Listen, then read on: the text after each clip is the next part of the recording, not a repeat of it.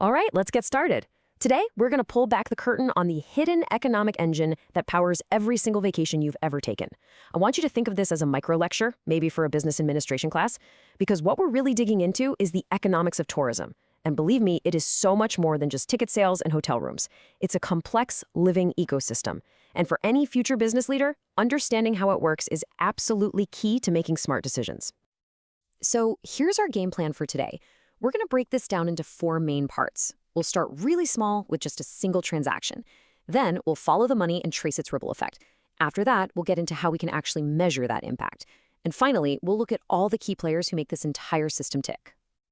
So let's jump right into section 1, a single transaction. You know, it's so easy to get lost in these huge, complex economic theories, but the most important thing to remember about tourism economics is that it all begins right here. It starts with one simple, relatable action, a single exchange of money. Okay, take a look at this number, 10 million rupiah. For our deep dive today, this isn't just a random figure. This is our case study. This represents that initial injection of cash into an economy. And our entire job today is to follow this exact amount of money and see where it goes. So, where does it go? Let's find out. And here's the story behind that number. We've got a family, let's say they're from a big city like Jakarta, and they decide to take a weekend trip to a tourist spot, in this case, Tanjung Lesung.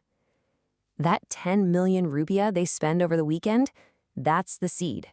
Think of it as the first drop of rain that kicks off a much, much bigger economic event for that entire community. And that brings us to section 2, where we start to see how this thing builds. This is where we trace the journey of that initial 10 million rupiah. We call this the ripple effect, and it's a perfect metaphor. Just like a stone tossed into a pond, that one transaction creates these waves of economic activity that spread out far beyond that first point of contact. Now, what you're looking at here is really the anatomy of that ripple. It doesn't just happen all at once. It unfolds in 3 very distinct sequential phases. First, you have direct spending. That's followed by indirect spending, and finally you get induced spending. If you can grasp these 3 stages, you'll understand the entire economic picture of tourism. So let's break each one down. So step 1 is direct spending. This is the most straightforward piece of the puzzle. Our family from Jakarta uses their 10 million rupiah to pay for their immediate needs on vacation. They hand over money to the hotel for their room, they pay a local guy for a boat trip, they buy some souvenirs from a little shop. This is that first, most obvious layer, where the tourist money makes direct contact with the local economy. But the money doesn't just sit in the hotel owner's pocket, right? That brings us to step 2, indirect spending. You've got to think about what those businesses need to operate. The hotel needs to buy food to cook for its guests. The boat operator needs to buy fuel for his boat. So they take the money they just got from our Jakarta family and they spend it at other local businesses, a local farmer maybe, or the town's fuel depot. This is that second ripple, where the benefit starts spreading into the local business-to-business sector. And finally, we get to the third and maybe the deepest ripple of all, induced spending. Now think about all of the people who got paid along the way, the hotel receptionist, the boat crew, the shopkeeper, even the farmer who sold the vegetables. They all just earned wages. So what do they do with that money? Well, they spend it in their own community. They pay rent, they buy groceries for their own families, they pay for their kids' education. This is where that initial tourist dollar truly gets woven into the fabric of the local economy. Okay, so this brings us to section 3, measuring the impact.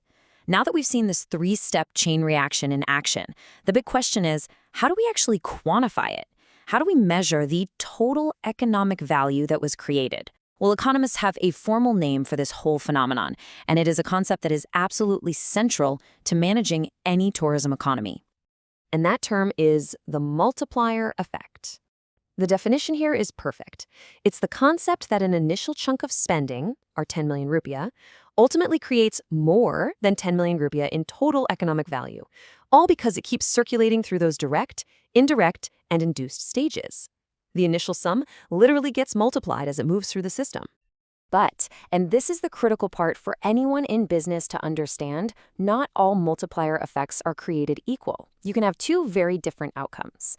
On the one hand, you have a high multiplier. This is the dream scenario. It means that 10 million rupiah stays in the community, it gets respent locally over and over, and it makes the whole local economy stronger. But on the other hand, you can have a low multiplier, and this is caused by a huge problem called leakage. So what exactly is this leakage? Well, it's pretty much what it sounds like. It's when that tourist money escapes the local economy. Let's say the hotel in Tanjung Lesung has to import all its fancy food from another country.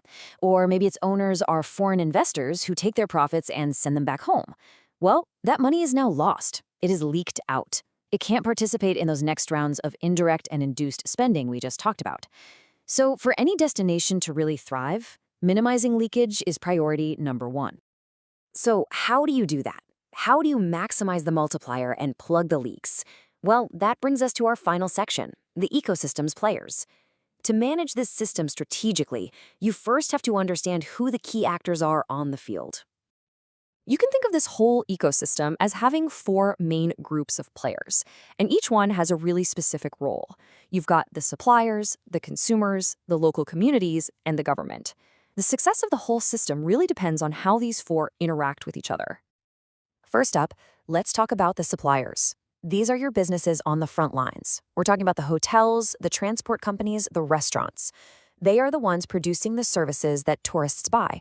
And as we saw back in the direct spending stage, they are the very first people to receive the tourists' money.